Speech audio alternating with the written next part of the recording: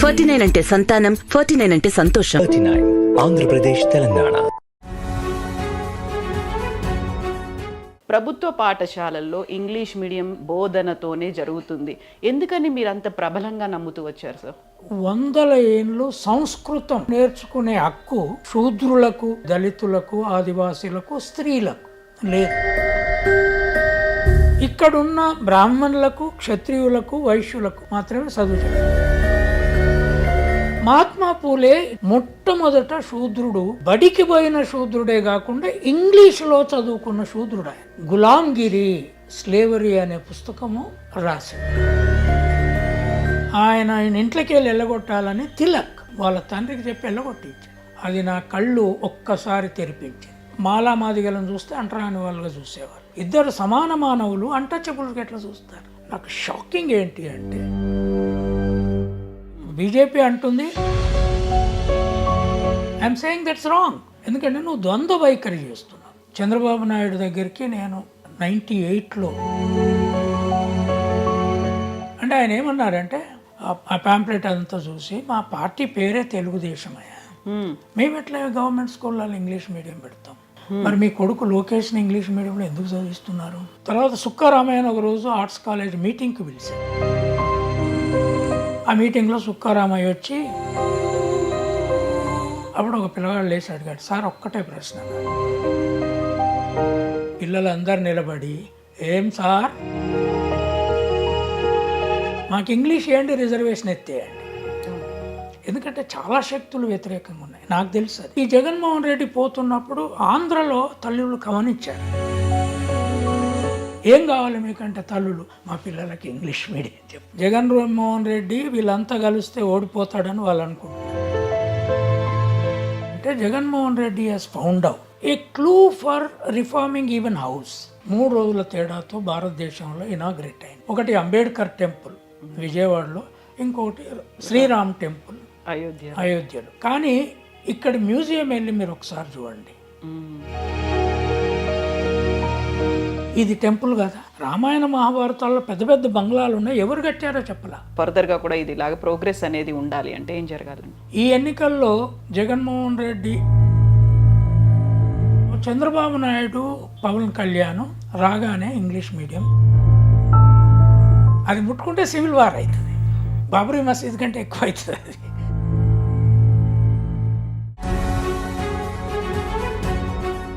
నమస్తే, నేను Kavitha. Welcome to I Dream news.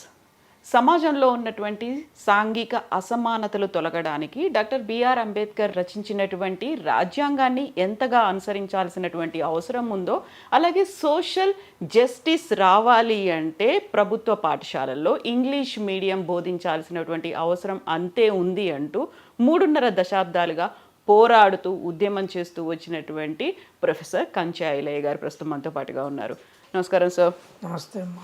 Sir, 3.5 దశాబ్దాలుగా మీరు ఒక పోరాటం చేస్తూ వచ్చున్నారు. ఒక సాంఘిక అసమానతలు, at the same time social justice అనేది మన సమాజంలో కావాలి. ప్రభుత్వ పాఠశాలల్లో ఇంగ్లీష్ మీడియం బోధనతోనే జరుగుతుంది. ఎందుకని మీరు అంత ప్రబలంగా నమ్ముతూ వచ్చారు సార్? అంటే కవిత, వాట్ హ్యాపెండ్ ఇన్ హిస్టరీ, చరిత్రలో ఏం జరిగింది అంటే, కొన్ని 100 ఏళ్ళు సంస్కృతం ఈ దేశ రాజకీయ భాష, ఈ దేశ మత భాష. కానీ ఆ భాషను నేర్చుకునే హక్కు శూద్రులకు, ఇవాళ మనం అనుకునే దళితులకు, ఆదివాసీలకు, స్త్రీలకు లేదు. అది ఎప్పటి వరకు ముస్లిం రాజులు వచ్చేంత వరకు సంస్కృతం యొక్క ఆధిపత్యం జరిగింది, కంటిన్యూ అయింది.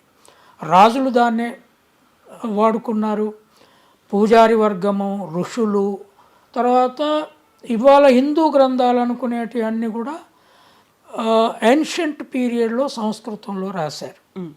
కానీ వాటిని చదివే హక్కు కూడా లేని సమాజం ఒక్కటిక్కడ రూపొందింది కుల వ్యవస్థ వల్ల. పైన బ్రాహ్మలు, ఆ తర్వాత క్షత్రియులు, ఆ తర్వాత వైశ్యులు, ఈ ముగ్గురికి సంస్కృత గ్రంథాలు చదివే హక్కు ఉండేది. కింద శూద్రులు ఉన్నారు, వీళ్ళు మొత్తం ఉత్పత్తి చేసేవారు. దాంట్లో ఇవాళ రెడ్లు కావచ్చు, కమ్మలు కావచ్చు, గుజరాత్ పటేల్ కావచ్చు, మహారాష్ట్రలో మరాఠాలు కావచ్చు, అట్లాంటి కులాల నుంచి కింది కులాల వరకు చెప్పులు చేసేటోళ్ళు, కుండలు చేసేటోళ్ళు, ఈ పశువులు కాసేటోళ్ళు ఎవ్వరికీ చదువుకునే హక్కు లేదు. దానివల్ల దేశంలో కమ్యూనికేషన్ ఒక భాషలో జరగలేదు. తర్వాత ఉత్పత్తి సమాజానికి చదువు రాలేదు. ఆ దశ పోయిందా. తర్వాత ముస్లిం పాలకులు వచ్చారు. వాళ్ళు పర్షియన్ భాషను పాలక భాషగా చేశారు. ఈ పర్షియన్ భాష ఇరానీ నుంచి వచ్చింది. చేసిన తర్వాత వాళ్ళు కూడా అందరికీ అందుబాటులో ఉన్న స్కూళ్ళు ఎస్టాబ్లిష్ చేయలే. ఈవెన్ అక్బర్ పీరియడ్లో కూడా వాళ్ళు కూడా ఎవరికి చదువు చెప్పారు? ముస్లింలతో పాటు ఇక్కడున్న బ్రాహ్మణులకు, క్షత్రియులకు, వైశ్యులకు మాత్రమే చదువు చెప్పారు. నార్త్ ఇండియాలో ఇంకో 2 కులాలు ఉండేవి. కాయస్థులు ఈస్ట్ ఇండియాలో ఉంటారు, ఖత్రీలను వెస్ట్ ఇండియాలో ఉంటారు. వీళ్ళు పట్వారీ విద్యా రంగంతో ముడిపడి ఉన్న కులాలు. వీళ్ళకు మాత్రమే చెప్పారు. శూద్రులకు ఉత్పత్తికి అవసరమయ్యే ప్రాంతీయ భాషలే ఉన్నాయి. అందులో కూడా ముక్కలుగా విడిపోయి ఒక దశలో తెలంగాణ భాష రాయలసీమ వాళ్ళకి అర్థమయ్యేది కాదు, రాయలసీమ భాష కోస్తా జిల్లాలకు అర్థమయ్యేది కాదు, ఆ కోస్తా జిల్లాలది తూర్పు శ్రీకాకుళం వాళ్ళకి అర్థమయ్యేది కాదు. అంత విభజనలు ఉన్నాయి. బ్రిటిష్ వాళ్ళు 1853లో ఇంగ్లీష్ను పరిపాలనా భాషగా పెట్టారు. పెట్టిన తర్వాత ఎవరు నేర్చుకున్నారు దాన్ని? మళ్ళీ అదే బ్రాహ్మలు, అదే క్షత్రియులు, అదే వైశ్యులు, బ్రిటిష్ వాళ్ళు కూడా వాళ్ళకే చదువు చెప్పారు. ఇవాళ మనం శూద్రులు అనుకునే వాళ్ళకి, ఆంధ్రలో మీరు చూడండి కాపులు పెద్ద కమ్యూనిటీ, ఇక్కడ కూడా 300 కాపులు ఉన్నారు, ముదురాజులు ఉన్నారు. మహాత్మా పూలే ఇట్లాంటి కమ్యూనిటీస్ నుంచి వచ్చి పూలు అమ్ముకున్న కులం నుంచి వచ్చిన అతను మొట్టమొదట శూద్రుడు, బడికి పోయిన శూద్రుడే కాకుండా ఇంగ్లీష్లో చదువుకున్న శూద్రుడు ఆయన. అది కూడా 7వ తరగతి వరకు చదివాడు. 1827లో పుట్టి 45 నాటికి ఆయన 7వ తరగతి వరకు చదువుకున్నాడు. ఆయన మొట్టమొదలు ఈ దేశంలో అమెరికాను అధ్యయనం చేసి, యూరోప్ను అధ్యయనం చేసి, గులాంగిరి స్లేవరీ అనే పుస్తకము రాశాడు. దాంతో ఒక విముక్తి చైతన్యము ఈ ఉత్పత్తి శక్తుల మధ్య కలిగింది. తర్వాత ఆయన భార్య సావిత్రిబాయికి చదువు రాకుండా పెళ్లి చేసుకున్నాడు. 9 ఏళ్ళ అమ్మాయి. ఈయన 13 ఏట పెళ్ళి అయింది.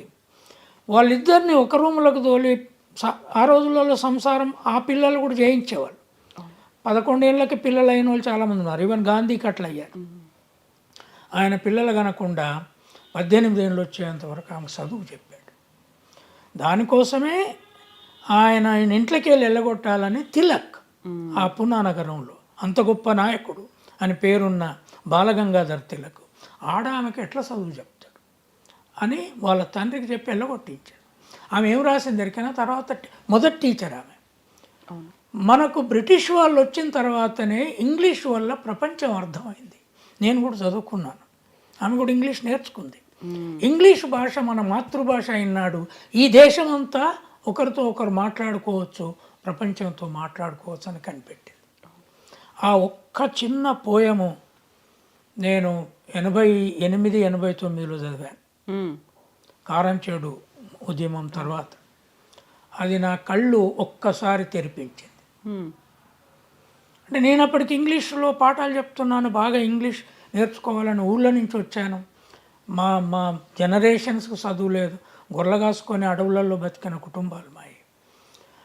అట్లాంటి నేను ఇంగ్లీష్ కోసం ఎంత కష్టపడ్డానంటే రాత్రింబవళ్ళు నిద్ర లేకుండా మొత్తం డిక్షనరీలు బట్టి ఇవాళ నేను రాసిన పుస్తకాల ఇంగ్లీష్ను నా సొంతంగా నేను నేర్చుకోవాల్సి వచ్చింది. మరి నాకు అర్థమైంది ఏంటి అంటే, ఇదే ప్రాంతీయ భాషలలో ఉత్పత్తి కులాల పిల్లలకు, శ్రమజీవుల పిల్లలకు కనుక చదువు చెప్తే ఇక్కడోళ్ళు కర్ణాటకతో మాట్లాడలేరు, కర్ణాటకలు తమిళ్తో మాట్లాడలేరు, ఎక్కడోళ్ళు అక్కడ మాట్లాడుకుంటున్నప్పుడు జ్ఞానం మధ్య తెరలు కట్టబడుతున్నాయి. పంపకం లేదు, జ్ఞాన పంపకం లేదు. ఇక్కడ ఒక చైతన్యవంతుడు పుడితే ఒక కర్ణాటక చైతన్యవంతులతో మాట్లాడుకునే పరిస్థితి, హిందీతో మాట్లాడుకునే పరిస్థితి.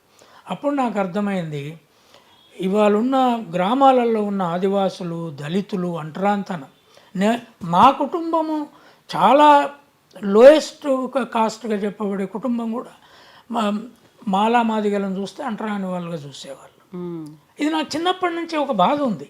ఎందుకు మానవులు ఇట్లా చూస్తున్నారు? మా తల్లి ఎట్లా చూస్తుంది, మా తండ్రి కూడా ఎట్లా చూస్తాడు? వాళ్ళు కూడా మనలాగానే ఉన్నారే. మా ఫాదర్ ఎప్పుడు షర్ట్ వేసుకునే కల్చరే లేదు. వాళ్ళు కూడా అట్లాగే బరివాత అర్ధనగ్నంగా ఉంటున్నారు. ఇద్దరు సమాన మానవులు అన్టచబుల్గా ఎట్లా చూస్తారు అని నాకు అర్థమైంది. ఏంటి అంటే దీనికి అంతటికి సొల్యూషను దేశం మొత్తం ఏకభాష విద్య.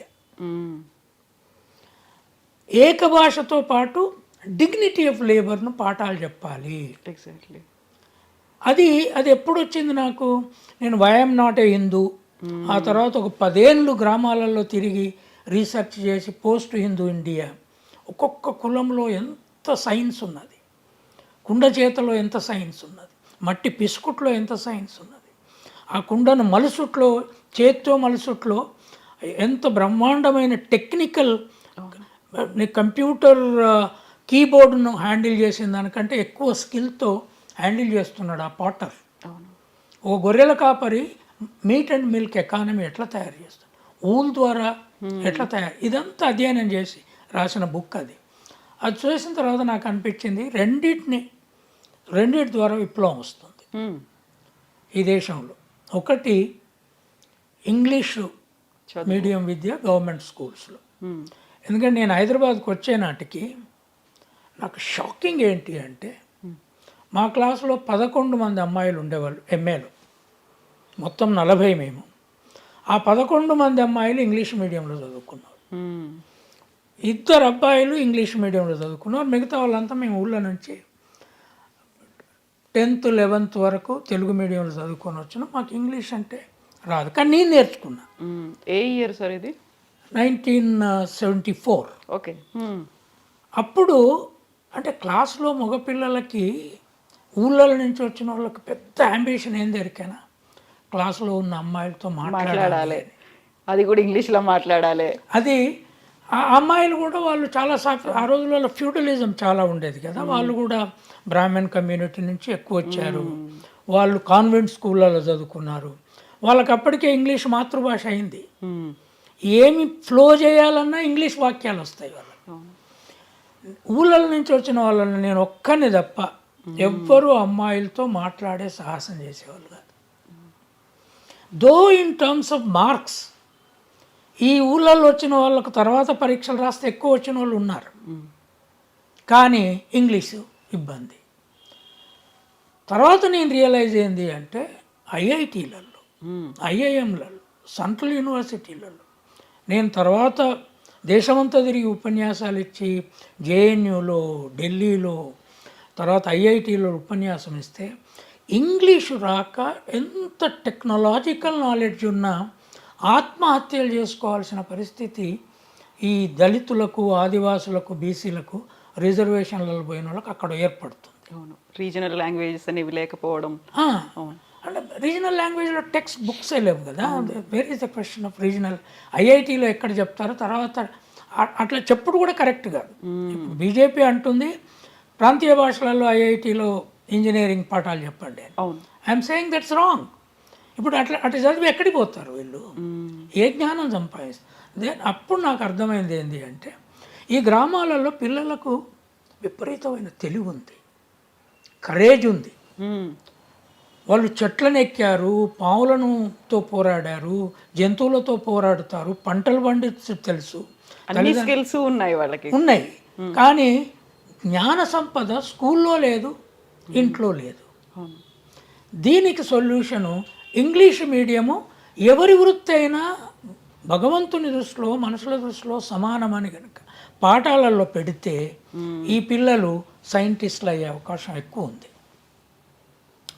ఎందుకంటే అప్పటికే ఇంగ్లీషు నేను ఈ రాయడం మొదలుపెట్టి నేను ఫస్ట్ ఒక వ్యాసం రాశాను, English must be taught in government schools అని. అది తెలుగులో రాశాను. రాసినప్పుడు వెంటనే దానికి రిప్లైలుగా ఒక 5-6 ఆర్టికల్స్ వచ్చినాయి. సుక్కా రామయ్య, ఏబీకే ప్రసాద్, అప్పుడు ఆంధ్రలో బుద్ధప్రసాద్ అని మండలి బుద్ధప్రసాద్, వీళ్ళందరూ నా మీద పడని పాటలు ఎటాకలేదు. అప్పుడు నేను మళ్ళీ ఒక రిప్లై రాశాను. ఎవరైతే గ్రామాలలో పిల్లలకు ఇంగ్లీష్ వద్దు, అది మాతృభాషను చంపుతుంది వాళ్ళ చదువు. సుక్కారామయ్య ఏమో దానికి ఇంటి భాష అని పేరు పెట్టాడు, ఇంటి భాషను చంపుతుంది. కర్ణాటక మేధావులు ఎవరు, you are Ananthamurthy, Girish Karnad, film actors, ఆయన పెద్ద నావలిస్టు, వీళ్ళు కూడా మార్కెట్ భాష అని కన్నడకు పేరు పెట్టారు. గ్రామాలలో స్కూళ్ళకి ఇంగ్లీష్ మీడియం చెప్పదు. అప్పుడు నేను ఒక వ్యాసం తిరిగి రాశాను. ఒకవేళ మాతృభాషలోనే మంచిగా చదువు వచ్చి బాగా తెలివి వస్తుంది అనుకుంటే ప్రైవేట్ ఇంగ్లీష్ మీడియం ఎత్తేయమందాం. ఓన్లీ గవర్నమెంట్ స్కూల్స్లే develop, all private and public should be in one language. ఇప్పుడు తర్వాత నేను దాంట్లోనే రాశాను, ఎవరైతే తమ పిల్లల్ని ప్రైవేట్ ఇంగ్లీష్ మీడియం పాఠాల స్కూళ్ళకు తోలుతారో వాళ్లకు తెలుగును సపోర్ట్ చేసే హక్కు లేదు. ఎందుకంటే నువ్వు ద్వంద్వ వైఖరి చేస్తున్నావు. నీ పిల్లలకు ఇంగ్లీషు, మా పిల్లలు నాగలు దుండేవాడికి, చెప్పులు చేసేవాడు, కుండలు చేసేవాడికి, పశువులు కాసే వాళ్ళకు ఇంగ్లీష్ రానివ్వవు అని నేను క్రిస్టియన్ స్కూళ్ళకి వెళ్ళి ప్రిన్సిపల్ని అడిగా. Principal, what is the problem? మీరు కూడా చదువు రాని తల్లిదండ్రుల పిల్లల్ని ఎందుకు అడ్మిషన్ ఇస్తలేరు అంటే ప్రిన్సిపల్స్ నాకేం చెప్పారు ఎరికైనా, no, if there is no English speaking parental heritage, they cannot cope up with the class in the school. They can't understand. నేనన్నా, wear is the proof for this? నాకు నా తల్లిదండ్రులకు చదివే రాదే, వాళ్ళకి అసలు మమ్మల్ని బడికి పోతేనే సరస్వతి చంపితే పట్టుకొని చంపేస్తుంది అన్నోళ్ళు మా వాళ్ళు. ఆమె సరస్వతి శూద్రుల పట్ల దయ్యంగా పనిచేస్తుంది, వివక్ష ఉంటుంది, చంపేస్తుందని మా నాయనమ్మ మా మదర్తో కొట్లాడి మమ్మల్ని బడికి తోలినందుకు ఆ కొట్లాటలో చచ్చిపోయింది ఆమె, నన్ను మా బ్రదర్ని బడికి తోలితే. అట్లాంటి నేను ఇంత ఇంగ్లీష్ రాస్తున్నానే, నాతో ఇంగ్లీష్ ఎవరు ఆనాడు నేను హిందూలో వ్యాసాలు రాసేది, టైమ్స్ ఆఫ్ ఇండియాలో రాసేది, why am not Hindu book best seller అయింది అప్పటికే. మరి మీరు రాదని ఎట్లా ప్రూవ్ చేస్తున్నారు? వాట్ ఈజ్ యువర్ ఎవిడెన్స్ అంటే, no that is our historical understanding. Then it's wrong. Then you are doing a disservice to the poorest of the poor. మీరు Jesus పేరుతో, మేరీ పేరుతో స్కూళ్ళు పెట్టి ఎవరికి చెప్తున్నారు? డబ్బులు ఉన్న ధనవంతులకు ఇంగ్లీష్ మీడియం పాఠాలు చెప్తున్నారు. ఇది నేరం, అన్యాయం. వాళ్ళు కూడా వినలే. అప్పుడు నేనేం చేశాను, 2002లో మా ఊళ్ళో ఒక ఇంగ్లీష్ మీడియం స్కూల్ పెట్టి లేబర్ పిల్లలకి, కూలి పిల్లలకి కంప్లీట్గా ఇంగ్లీష్ మీడియంలోనే పాఠాలు చెప్పించడం మొదలుపెట్టాను. I requested some organisations. ఇప్పుడు 23 ఏళ్ళు ఆ స్కూల్లో చదువుకున్న ఆదివాసీ పిల్లలు, దళిత పిల్లలు, బీసీ పిల్లలు, ఇక్కడ ఏ ఇంజనీరింగ్ కాలేజ్కి వచ్చినా టాపర్స్ వాళ్ళే. బికాస్ వాళ్ళ కరేజ్ ఇస్ ట్రెమెండస్. ఎందుకంటే తల్లిదండ్రులు, కొట్లాడే తల్లిదండ్రులు ఉంటారు, తాగుబోతులు ఉంటారు, పనిచేసేటోళ్ళు ఉంటారు, ఇంట్లో సావు బతుకు అన్నీ చూడాలి. కొంతమంది డబ్బులు ఉన్న వాళ్ళు హాస్టల్లో పెట్టి చదివిస్తున్నారు, లేదా గవర్నమెంట్లో ఎస్టాబ్లిష్ చేసిన గురుకులాలలో పంపిస్తే కుటుంబాలతో పిల్లలకు సంబంధం లేకుండా పోతుంది. దాంతో ఏమవుతుంది, తల్లిదండ్రుల కష్టాలు సుఖాలలో బతకపోతే నీ మేధస్సుకు ఒక సంఘర్షణ జరగదు. నువ్వు ఎక్కడో ఉంటావు. నేను కూడా 6వ తరగతి నుంచి బయట పోయి వండుకొని తిని చదువుకున్నాను. కానీ ఎప్పుడు ఇంటితో సంబంధం ఉంది, పశువులతో సంబంధం ఉంది, గొర్రెలతో సంబంధం ఉంది నాకు. కనుక ఈ చైతన్యం నాలో రగులుకుంటూ వచ్చింది. ఆ అనుబంధాన్ని కనుక మిస్ అయితే మనం ఎంత నేర్చుకున్నప్పటికీ కూడా అది నిరర్ధకం అవుతుంది. ఆ కనెక్షన్ అనేది లేకపోతే అదే పోతుంది. తర్వాత ఇప్పుడు చాలామంది అంటున్నారు, అమెరికాలో పోయిన వాళ్ళు తల్లిదండ్రులు చచ్చినా వచ్చేటట్లేరు వీళ్ళు. నేనన్నది ఏంటంటే, అమెరికానే కాదు, మీరు పిల్లల్ని చిన్నప్పటి నుంచే హాస్టళ్ళల్లో పెట్టి పెంచితే ఇంట్లో వచ్చే కష్టము, చచ్చిపోయేటప్పుడు ఎట్లాంటి కష్టాలు అనుభవిస్తారు, పుట్టినప్పుడు ఎట్లాంటి కష్టాలు అనుభవిస్తారు, తల్లిదండ్రులు కొట్లాడుకుంటూ ఎట్లుంటారు, ప్రేమతో ఉన్నప్పుడు ఎట్లుంటారు, ఇవన్నీ పిల్లలు వాళ్ళతో పాటు జీవించాలి కదా. స్కూల్లో ఒక కల్చర్ నేర్పాలి మనం. అప్పుడు నాకు అనిపించింది then I started series of articles in English. వీళ్ళకి ఇంగ్లీష్ మీడియంలో చదువు అయితే చాలా కొట్లాడాల్సి వచ్చింది.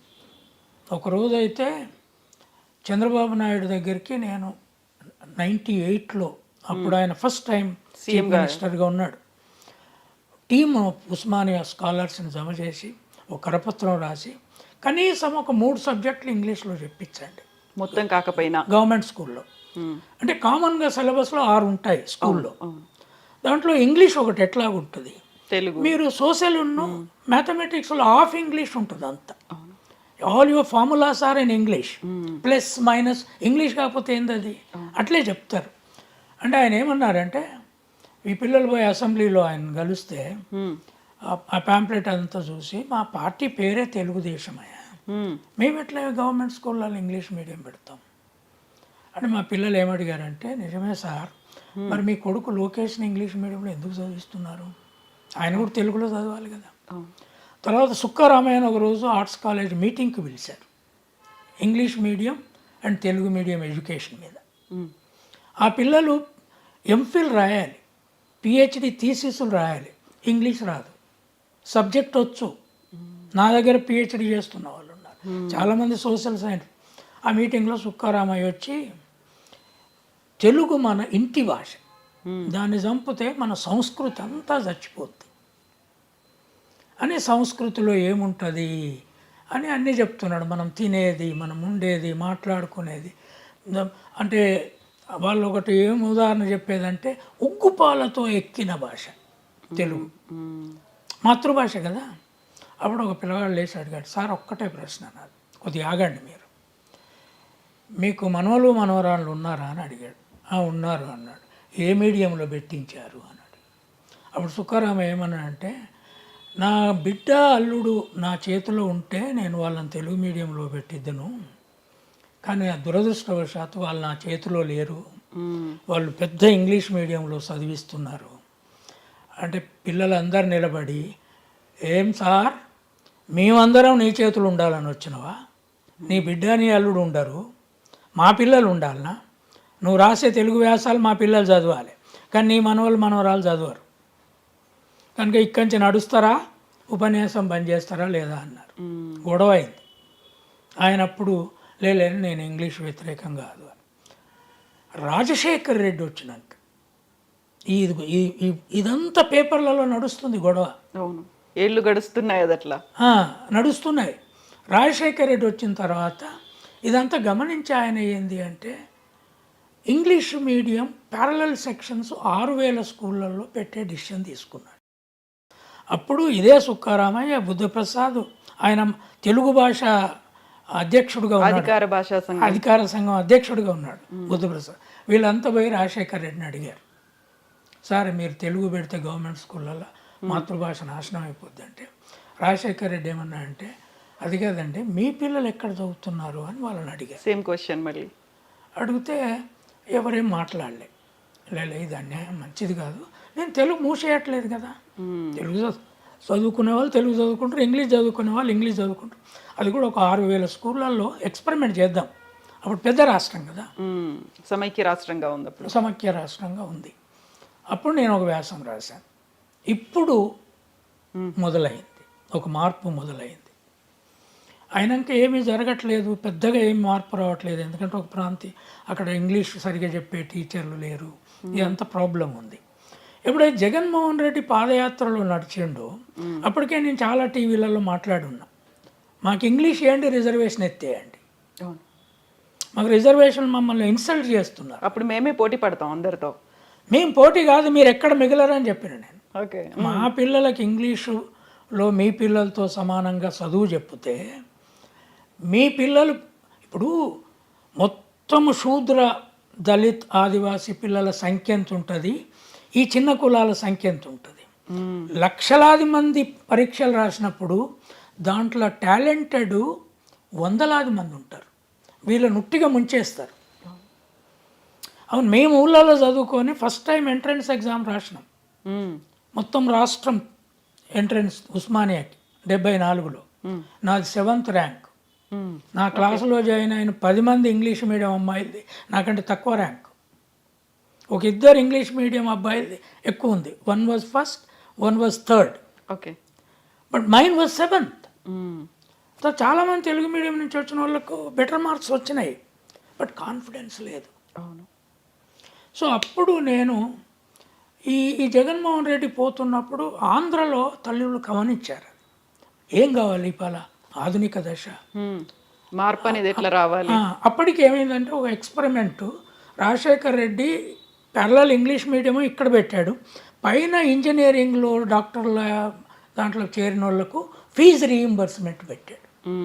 జగన్మోహన్ రెడ్డి పాదయాత్ర పోయే నాటికి ఆ పిల్లలు అమెరికాలో పోయి ఉద్యోగాలు సంపాదించుకున్న వాళ్ళు ఉన్నారు. Fee reimbursement has helped a lot. వాళ్ళు ఊళ్ళ నుంచి వచ్చిన వాళ్ళైనా, సాధారణ ఇంజనీరింగ్ కాలేజీలో చదువుకున్న వాళ్ళైనా they could go to America. అప్పుడు ఆపర్చునిటీస్ వచ్చినాయి కదా, అప్లిఫ్ట్మెంట్ అనేది వచ్చింది. వచ్చిన తర్వాత ఊళ్ళల్లో ఆంధ్రాలో ప్రతి ఇంటికి కమ్మవాళ్ళ ఇళ్ళలో అబ్బాయి అమ్మాయి అమెరికాలో ఉన్నారు, బ్రాహ్మణుల ఇళ్ళల్లో ఉన్నారు, రాజుల ఇళ్ళల్లో ఉన్నారు, కాపుల ఇళ్ళల్లో ఉన్నారు, ఇక్కడో అక్కడో బీసీ ఎస్సీ ఎస్టీలలో కూడా ఉన్నారు. అప్పుడు వాళ్ళకి అర్థమైంది ఇంగ్లీష్ కంచాయిలయ అనేది కరెక్ట్ అని. వాళ్ళు జగన్మోహన్ రెడ్డి గారితో ఎక్కడ కలిసినా ఏం కావాలి మీకంటే తల్లులు మా పిల్లలకి ఇంగ్లీష్ మీడియం చెప్పు, అదొకటి మిస్ అవుతుంది బాగా అని. అదొక్కటి ఇస్తే మా పిల్లలు బాగుపడతారు, మా పిల్లలకి ఇంగ్లీష్ రావట్లేదు, ప్రైవేట్కు పంపలేము. ఆయన మేనిఫెస్టోలో పెట్టాడు, నేను వస్తే మొత్తం గవర్నమెంట్ స్కూల్స్ని ఇంగ్లీష్ మీడియంలోకి మారుస్తాను. నేను చెప్తున్నా that was a revolutionary decision. ఎందుకంటే చాలా శక్తులు వ్యతిరేకంగా ఉన్నాయి, నాకు తెలుసు. అది ఢిల్లీలో ఈ పెద్ద మేధావులు, ఇండియన్ ఎక్స్ప్రెస్లో రాష్ట్రోళ్ళు, టైమ్స్ ఆఫ్ ఇండియాలో రాష్ట్రోళ్ళు, రాజ్దీప్ సర్దేశాయ్ లేదా వాళ్ళ మొత్తము ఇంగ్లీష్ మీడియా వాళ్ళంతా they are against English medium and government schools. ఎందుకంటే they were against, their grandparents were against teaching Sanskrit to these people. Muslim elite, రాజుల సంతతి నుంచి వచ్చిన వాళ్ళు, వాళ్ళ పిల్లల్ని ఇంగ్లీష్లో చదివిస్తారు, లండన్ తోలుతారు, అమెరికా తోలుతారు. కానీ ఊళ్ళల్లో వాళ్ళకు వాళ్ళ పిల్లలకు కూడా పూర్ పీపుల్కు మదర్సాకు పంపిస్తారు. I realise that there must be a breakthrough now అన్నాక ఎప్పుడైతే ఆయన అది పెట్టాడో నేను వెంటనే ఒక వ్యాసం ఇంగ్లీష్లో రాసి I published in one of the news websites. దాన్ని సాక్షిలో వేస్తే మొదటి వ్యాసం నాది, అది వాళ్ళు అనువాదం చేసేసారు. అండ్ ఈ వన్ విత్ 151 seats, అన్యూజువల్. వాళ్ళ ఫాదర్ నుంచి గాలే ఆ పని.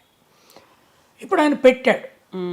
పెట్టిన తర్వాత నాకు అర్థం కాకని విషయం ఏంటి అంటే ఆయన ఇంకోటి అర్థం చేసుకున్నాడు, ఇది కేవలం ఇంగ్లీష్ మీడియం ఇవ్వడమే సరిపోదు, దానికి తల్లులు ఆర్థికంగా పిల్లలకు సపోర్ట్ చేయడానికి అమ్మఒడి అనే ఒక ప్రోగ్రాం పెట్టి 15,000 ఇస్తున్నాడు. కాలేజీలో చదువుకునే వాళ్ళకి 20,000 తల్లి అకౌంట్కి వేస్తున్నాడు. తర్వాత గోరుముద్ద ఫుడ్ ఇంట్రడ్యూస్ చేశాడు, అన్యూజువల్. తర్వాత స్కూళ్ళను నేను ఎప్పుడు అనేవాడిని, same infrastructure, same language, same content. మీరు సిబిఎస్ఈ సిలబస్ అయితే మాకు కూడా చెప్పండి, ఇన్ఫ్రాస్ట్రక్చర్ మాకు పెట్టండి గవర్నమెంట్, మేము ఆ పిల్లలతో కంపీట్ చేస్తామో లేదా అప్పుడు చూడండి, మా టాలెంట్ ఏంది అనేది ఊళ్ళ పిల్లలది అప్పుడు చూడండి. ఆయన గమనించి నాడు నేడు ప్రోగ్రాం పెట్టాడు. దానివల్ల చాలామందికి అర్థం కావట్లేదు. ఇవాళ జగన్మోహన్ రెడ్డి వీళ్ళంతా కలిస్తే ఓడిపోతాడని వాళ్ళు అనుకుంటున్నారు. ఎకానమీలో ఏమైంది అంటే, ఒకవేళ చంద్రబాబు నాయుడే అక్కడ ఉంటే 30,000 ఎకరాలలో పెద్ద సింగపూర్ కట్టాడు అనుకో, high rise buildings, 60% of budget money కాంట్రాక్టర్ల దగ్గర పోయేది. ఆ కాంట్రాక్టర్ల దగ్గర పోయింది ఒక 40% ఇన్వెస్ట్ అవుతుంది, ఒక 20% బ్యాంక్లో ఉంటుంది, కొంత హవాలకు వెళ్ళిపోద్ది, అది విదేశాలకు వెళ్ళిపోద్ది. Any contractor will do that. కానీ ఊళ్ళకి డబ్బు పోదు, చేరాల్సిన చోటకి చేరదు. సో ఈయన ఏం చేశాడు, నేరుగా సంవత్సరానికి, నిన్న ఒక స్త్రీ చెప్తుంది, సంవత్సరానికి ఆమె ఇంటికి అన్ని కలిపి వచ్చింది దగ్గర 4.5 లక్షలు వచ్చిందని చెప్తుంది. ఆపరేషన్ అయితే వచ్చిన డబ్బుతో పాటు ఆవిడ భర్తకు గడ్డ అయితే ఆపరేషన్ అయితే దగ్గర 2,70,000 ఎంతో హాస్పిటల్ బిల్లు వీలు కట్టింది. అది వదిలిపెడితే పెద్ద కొడుకు ఫీజు, చిన్న కొడుకు ఫీజు, తర్వాత అమ్మఒడి, కాలేజీవి, ఇవన్నీ కలిసి ఆమెకు రుణం లేని వడ్డీ లేని రుణాలు అన్నీ కలిసి ఒక సంవత్సరానికి ఒక 2 లక్షలైనా ఒక 1,50,000 ఇంటికి పోయినా అది ఇమ్మీడియట్గా మార్కెట్లోకి వచ్చేస్తుంది. So GST has grown up. Village మార్కెట్లు మారినాయి. మీరు ఒకసారి తెలంగాణ మార్కెట్లలో పోయి చూడండి, ఆంధ్ర మార్కెట్ చూడండి. గ్రామాలలో ఇవాళ మాల్స్లో కొనుక్కోవాల్సినవన్నీ గ్రామాలలో కొనుక్కుంటున్నారు. మాల్ ఎకానమీ లేదు విజయవాడలో పెద్దగా, ఇక్కడ ఉన్నట్టు లేదు. కానీ గ్రామాల మార్కెట్ పెరిగింది. దాంతో జగన్మోహన్ రెడ్డి ఎకానమీ రీసైకిల్ అయింది. దీన్ని నేను న్యూ మోడల్ ఆఫ్ డెవలప్మెంట్ అంటున్నాను. ఈ మోడల్ ఆఫ్ డెవలప్మెంట్లో ఎక్కడి నుంచి వచ్చింది? కాంట్రాక్టర్లు ఎవరికి ఇచ్చారు వాళ్ళు? నేను మొన్న అడిగాను, స్కూల్ ఎవరు కట్టారు అని. పేరెంట్స్ కమిటీలు వేసి పేరెంట్స్ కమిటీలకు కాంట్రాక్ట్ ఇచ్చారు. దాంట్లో ప్రాఫిట్ రేషియో కొంత ఉండొచ్చు. ఒకవేళ సర్పంచ్ వీళ్ళు వాళ్ళు కలిసి ఒక 5% తిన్నారు లేదా 10% తిన్నారు అనుకుందాం, అజ్యూమే. బట్ 30-40% తినలేరు. రెస్పాన్సిబిలిటీ అనేది అక్కడ ఫీల్ అయినరు ఉంటుంది కదా. You are a village collective, you can't do this. దీనివల్ల అంటే ఇంగ్లీష్ మీడియానికి బడుల ఇన్ఫ్రాస్ట్రక్చర్ పెంచడానికి సంబంధం ఉంది. ఇంగ్లీష్ మీడియం వచ్చింది కనుక ఆయన నేషనల్ కంటెంట్ను పెట్టాడు. దానికి తోడు నేను ఫేస్ చేసిన పెద్ద ఛాలెంజ్ ఏంటి అంటే, ఎవరు చెప్తారు ఈ టీచర్లందరూ క్వాలిఫైడ్, ఈ టీచర్లందరూ తెలుగులో చదువుకొని తెలుగులో చెప్పడానికి ఉద్యోగాలకు అప్లై చేసి వచ్చిన వాళ్ళు. Why will they teach in English medium? టీచర్ల యూనియను నేను రాసిన ప్రతి వ్యాసానికి ఏదో ఒక యూనియన్ అటాక్ రాసేది. అంటే మా జీవితాలు ఏం కావాలనుకుంటున్నారు? How can we teach lessons in English? ఇది ఆ చర్చల్లో భాగంగా వాళ్ళు ఒక గొప్ప డిస్కవరీ చేశారు. అసలు ప్రతి టీచర్కు ఇంగ్లీషు ఒక సబ్జెక్ట్ చదువుకున్నోడు ఉంటాడు, చదువుకున్న ఆమె ఉంటుంది. కింది 1వ తరగతి నుంచి BA వరకు, BSc వరకు ఒక సబ్జెక్ట్ ఇంగ్లీష్ ఉంటుంది, బిఎడ్ ఉంటుంది. అందుకని టెక్స్ట్ బుక్లను ద్విభాషా బుక్స్ ప్రింట్ చేశారు. దాన్ని మిర్రర్ ఇమేజ్ బుక్స్ అంటారు. ఇటు ఇంగ్లీషు ఇటు తెలుగు. ఇప్పుడు టీచర్ ప్రాబ్లం ఏంది? టీచర్ ప్రొఫెసర్ లాగా లెక్చర్ ఇయ్యాడు కదా, ఈ పాఠం చేయాలి, ప్రతిదీ పాఠం చదివి వినిపించాలి. ఆయనకి ఇక్కడ ఇంగ్లీష్ అర్థం కాకపోతే తెలుగు చదువుకుంటాడు. చదువుకొని పిల్లలకు ఒక 4 వాక్యాలు చెప్తాడు అంతే అదనంగా. Then it's a revolution. నేను దీని మీద వరుసగా వ్యాసాలు రాసిన తర్వాత మొన్న కర్ణాటక ఎడ్యుకేషన్ మినిస్టరు సిద్ధరామయ్య గారు పంపించారు నా దగ్గరికి. ఇంగ్లీష్లో నా వ్యాసాలు అవన్నీ వాళ్ళు చదివారు. ఐలయ్య గారి దగ్గరికి వెళ్ళి మనం కూడా ఇంగ్లీష్ మీడియాన్ని ఎట్లా ఇంప్రూవ్ చేయాలో కనుక్కోండి రండి. నేను ఆయనకు ఒకటే చెప్పిన, మధు బంగారప్ప అని, బంగారప్ప కొడుకు, is school minister, school education minister. మీరు ముందు ఏం చేయకండి, మిర్రర్ ఇమేజ్ బుక్స్ ప్రింట్ చేయండి, ప్యారలల్ ఇంగ్లీష్ మీడియం పెట్టండి. అక్కడ వ్యతిరేకత ఉంది. తర్వాత నన్ను ఒకరోజు రాహుల్ గాంధీ పిలిచి మాట్లాడాడు. ఎట్లా ఇది నార్త్ ఇండియా వాళ్ళేమో హిందీ అంటున్నారు బీజేపీ వచ్చినాక. అవును, అమిత్ షా ముఖ్యంగా హిందీ దేశ భాష కావాలంటున్నాడు, అఫీషియల్ లాంగ్వేజ్గా. వాళ్ళ సిద్ధాంతం ఏంటంటే 1 నేషన్ 1 లాంగ్వేజ్. నేను దానికి ఇమ్మీడియట్గా 4-5 వ్యాసాలు రాశాను. 1 నేషన్ 1 లాంగ్వేజ్ ఐ యాక్సెప్ట్, కానీ that 1 language must be English. ఎందుకు అంటే మీరు ఇంగ్లీష్ని ఇవాళ భారతదేశం నుంచి వెళ్ళగొట్టలేరు. అవును, మీరు వెళ్ళగొట్టాలంటే మీకు సపోర్ట్ ఇచ్చే పెద్ద కంపెనీలు ఏవైతున్నాయి, అది అంబానీ, అదానీ, వేదాంత కంపెనీలు, వాళ్ళే పెద్ద పెద్ద స్కూళ్ళు పెడుతున్నారు. అవును, వాళ్ళే పెద్ద అశోక యూనివర్సిటీ, అమేథీ యూనివర్సిటీ, మొత్తం నేషనల్ లా స్కూల్స్, ఇవన్నీ ఒక్క BA క్లాస్కు ఫస్ట్ ఇయర్కు 8 లక్షల ఫీజు తీసుకొని ప్రైవేట్ యూనివర్సిటీస్ చదువు చెప్తున్నాయి. సిలబస్ ఎవరిది? Harvard syllabus, Oxford syllabus. మరి వీళ్ళకు ఈ యూనివర్సిటీస్ ఏం చేయాలి అంటే ఇవి రీజనల్ లాంగ్వేజ్లో చదవాలంటున్నారు. My point is that means you want to make them slaves again. ప్రపంచం హిందీలో నడవదు కదా, ప్రపంచం తెలుగులో నడవదు కదా, ప్రపంచం ఇంగ్లీష్లో నడుస్తుంది. కనుక అంబానీ పెద్ద వాళ్ళ ఫాదర్ పేరుతో high class English medium school నడుపుతున్నాడు. ధీరుభాయ్ అంబానీ స్కూలు 10 లక్షలు ఫీజు దానికి ఒక ఇయర్ పిల్లలకు. అంటే మరి మా పిల్లలు ఎక్కడ చదవాలి? సో దానికి సొల్యూషను ఈ కొంచెం ఎకనామిక్ పుష్. మీరు ఎక్కువ ఇవ్వకండి. అమ్మఒడికి ఎంత ఇస్తున్నారంటే 15,000 సంవత్సరానికి. అది ఎంత తల్లికి ఎంత ఆసరా. తల్లి ఫుడ్ కొంటుంది. అది గొప్పగా డిస్కవర్. ఇంకోటి ఏంటి అంటే ఏది పోయినా ఆడవాళ్ళ అకౌంట్కు పంపాలి అనేది. అవును. I thought this man, young man, ఆయన మీద అంతకుముందు ఏం కథలు చెప్పారో ఏందో నాకు ఆయన తెలియదు. రాజశేఖర రెడ్డి ముఖ్యమంత్రి ఉన్న కొన్ని కథలు ఉండే, ఆయన చాలా ఇట్లా చేస్తాడు అట్లా. బట్ ఒక ముఖ్యమంత్రి స్త్రీ అకౌంట్లోకే డబ్బు పంపాలి అంటే ఇంటికి ఎంత ప్రొటెక్షన్ అది. అవును. భర్త అకౌంట్కి పోతే తాగుడుకు పోతుంది కొంత, భార్య అకౌంట్కి అయితే కొట్లాట అవుతుంది కదా. నాకు డబ్బు అన్నా కూడా లేదు, నేను పిల్లల కోసం ఖర్చు పెట్టాలి, ఇంట్లో ఇది లేదు, అవును, పప్పులు లేవు, ఉప్పులు లేవు, నువ్వు ఈ డబ్బు తీసుకుపోతే నేను ఇయ్యాను, చెక్లు సంతకం పెట్టను, ఈ గొడవలన్నీ అవుతాయి. అవును. పిల్లలు ఉంటారు. అప్పుడు ఏమవుతుంది, ఇల్లు రిఫార్మ్ కావడం మొదలవుతుంది. మనం సోషల్ రిఫార్మ్ అంటున్నామే, ఎక్కడ కావాలి రిఫార్మ్? మన ఇంటి నుంచి మొదలు కావాలి కదా, కావాలి కదా. నాకు తెలిసి, నాకు అర్థమైనంత వరకు భారతదేశంలో కానీ ఏ దేశంలో కానీ స్త్రీ అయినంత తొందరగా రిఫార్మర్ పురుషుడు కాడు.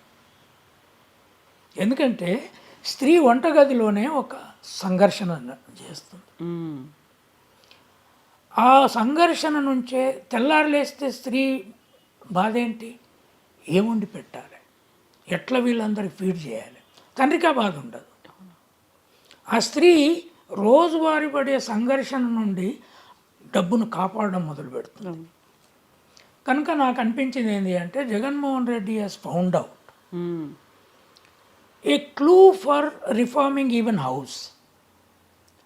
ఇప్పుడు ఈ పని మోడీ చేసినా మెచ్చుకుంటాను నేను. అవును.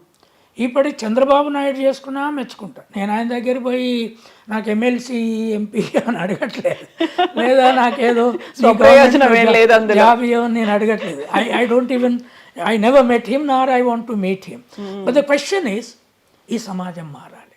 ఒక తహతహా ఉన్న మనిషి అక్కడ ఒక వ్యక్తి చేస్తున్నప్పుడు, ఒక్క ఎగ్జాంపుల్ చెప్తా. కర్పూరి ఠాకూర్ బీహార్ ముఖ్యమంత్రి అంటే నాకు చాలా గౌరవం. ఎందుకంటే ఆయన ముఖ్యమంత్రి ఉన్నప్పుడు నేను స్టోరీలు చదివాను. ఆయన హెలికాప్టర్లు ఎక్కి ముఖ్యమంత్రికి పోయేవాడు, చినిగిన బట్టలు. భార్య ఇంట్లో ఇసుర్రా ఇసిరి వంట చేసేది. కొడుకు కంపెనీ వాడు ఒక ఇండస్ట్రియలిస్ట్ పిలిచి ఉద్యోగం ఇస్తే, ఎలిజిబుల్ అని ఇచ్చావా, నా కొడుకు అని ఇచ్చావా అని తీర్చేశాడు. సీఎం కొడుకు అని ఇస్తున్నారు. ఆయనను పట్టుకొని వాళ్ళ మోడీ భారతరత్న ఇస్తే నాకు ఆయన మీద గౌరవం పెరిగింది. అలా చాలా క్రిటిక్ నేను మోడీకి, చాలా రాసిన నేను మోడీకి. మరి మేము ఇంతకాలం ఆ మంగళ కుటుంబంలో పుట్టిండు ఆయన. కనుక ఎవరైనా మంచి పని చేస్తే కాదనం. కనుక నేను అనేది ఏంటంటే, ఈ ఇంగ్లీష్ మీడియము అమ్మల అకౌంట్లకు డబ్బు ట్రాన్స్ఫరు, దానికి తోడు నిన్ననే ఒక వ్యాసం రాసిన 2 టెంపుల్స్ 3 రోజుల తేడాతో భారతదేశంలో ఇనాగ్రేట్ అయినాయి. ఒకటి అంబేద్కర్ టెంపుల్ విజయవాడలో, ఇంకొకటి శ్రీరామ్ టెంపుల్ అయోధ్యలో. ఓకే, అది వాళ్ళ పోరాటము, వాళ్ళు టెంపుల్ పెట్టుకొని. కానీ ఇక్కడ మ్యూజియం వెళ్ళి మీరు ఒకసారి చూడండి. అక్కడికి వెళ్ళిన ఏ కఠిన హృదయం కలిగిన మానవుడైనా అంబేద్కర్ జీవితాన్ని ఆ మొత్తం ఫోటోలలో, ఆ స్కల్ప్టింగ్లో, తర్వాత ఆయన 2వ వరల్డ్ వార్ అక్కడ జరుగుతుంటే టీవీలో మనకు చూపెడుతూ, ఇక్కడ ఆయన పట్టుబట్టి పుస్తకాలు చదువుతున్న ఒక చిన్న స్టాచ్యూ, ఇంట్లో ఉండి బరోడాలో ఉద్యోగం చేద్దామనుకుంటే పార్సీలు మెడలు బట్టి బయటికి నెట్టేస్తే చెట్టు కింద కూర్చొని ఏడుస్తున్న పిక్చర్ ఒకటి. ఈ మనిషి ఈ దేశ రాజ్యాంగం రాశాడు. అవును. ఇది టెంపుల్ కదా. ఎలా అనిపించింది సార్ మీరు ఆ అంబేద్కర్ స్టాచ్యూని చూసినప్పుడు, లోపల ఉన్నటువంటి మ్యూజియాన్ని చూసినప్పుడు? అంటే బయటి స్టాచ్యూ అనేది పెట్టొచ్చు, కానీ దానికి తోడు ఒక అంబియన్స్లో ఆయన జీవితాన్ని ప్రజెంట్ చేశారే. ఎందుకంటే నేను మార్టిన్ లూథర్ కింగ్ మ్యూజియం చూశాను. ఆయనకు 2 మ్యూజియంలు ఉన్నాయి. ఒకటి పుట్టిన అట్లాంటాలో ఉంది, రెండవది ఆయన మెంఫిస్లో చంపేశారు, అక్కడ ఒక మ్యూజియం ఉంది. 2 చూశాను నేను. అవి చాలా చిన్న మ్యూజియంస్. ఆయన ఫోటోలు అవి ఎప్పుడో పెట్టినాయి, కొంత టెక్నాలజీ కూడా అందుబాటు. తర్వాత ఈ మధ్య కాలంలో వాళ్ళు బ్లాక్ పోరాటం మీద వాషింగ్టన్ డీసీలో పెద్ద మ్యూజియం పెట్టారు, అది చూశాను. తర్వాత నెహ్రూ మెమోరియల్ మ్యూజియంలో నేను 3 ఏళ్ళు పోస్ట్ డాక్టర్ స్కాలర్గా ఉన్నాను. తీన్మూర్తిలో ఆయన మ్యూజియం ఉంటుంది, పక్కకే ఒక డోమ్లో కూడా ఫిల్మ్ అవి ఉంటాయి. అది కూడా దాంట్లో ఏమీ లేదు మనం నేర్చుకోవడానికి. ఆయన పడుకున్న బెడ్డు, ఇందిరాగాంధీ ఎక్కడ పడుకుంది, ఎట్లాంటి బట్టలు వేసుకొని, ఇవి ఉంటాయి. దేన్ని చూసినా కూడా ప్రతి ఒక్కదానికంటే 100% హైలీ టెక్నాలజికల్గా ఇన్నోవేటివ్గా ఈ మ్యూజియం పెట్టారు. అక్కడే ఒక ఆడిటోరియం పెట్టారు, దానిపైన ఒక లైబ్రరీ పెడుతున్నారు. సో ఇది చాలా ఇంపార్టెంట్. దేవుని గుడిలో కూడా లైబ్రరీ ఉండడం చాలా ఇంపార్టెంట్ అంటున్నాను. దేవుని గుడిలో విగ్రహం ఉంటే ఉండని, విగ్రహం పెట్టుకోను, కానీ దేవుని గురించి ఎక్కడ చదవాలి? చదువు లేకుండా, మొరాలిటీ లేకుండా ఉట్టిగా చూసి వస్తే ఏమొస్తుంది మనకి? అవును. ఆ దేవుడు ఏం చెప్పిండో తెలియాలి కదా. ఆ దేవుడు సంసారం ఎట్లుండాలన్నాడు, భార్య పిల్లలు ఎట్లుండాలన్నాడు, సమాజం ఎట్లుండాలన్నాడు, మొరాలిటీ ఎట్లుండాలన్నాడు. ఇవన్నీ దేవుడి నుంచి వచ్చిన వాక్యాలు అయితే పుస్తక రూపంలో మనం చదువుకోవాలి కదా. అది చూసినప్పుడు ఆ గార్డెన్ వాల్ కట్టింది, ది వే వెనక ఒక పెద్ద ఆడిటోరియం వాళ్ళు 2000 మందికి విజయవాడలో కడుతుంది. I thought that this is a remarkable thing. ఇప్పుడు 400 కోట్లతో అంత కట్టాల్సిన అవసరం ఏముంది అని విమర్శిస్తున్న వాళ్ళకి ఏం చెప్తారు సార్? అనే డేటా తీసి చూసిన అయోధ్య రామం టెంపుల్కి 1800 కోట్లతో కట్టారు. ఒక్కొక్కరు బంగారం కిరీటం కూడా ఆయన 11 కోట్లది ఇచ్చాడు. ఇవాళ ఈ 400 కోట్ల అది టెంపుల్ అనుకో. వీళ్ళంతా అడిగేవాళ్ళు 400 కోట్లతో ఒకవేళ జగన్మోహన్ రెడ్డి ఒక టెంపుల్ కట్టుంటే ఆ ప్రశ్న వేసేవాళ్ళ, ఒక దేవుని టెంపుల్ వేరే. అందుకని నేనన్నది ఏంటంటే వీళ్ళకి అర్థమవుతలేదు, మనం ఏ కులంలో పుట్టినామో ఇష్యూ కాదు.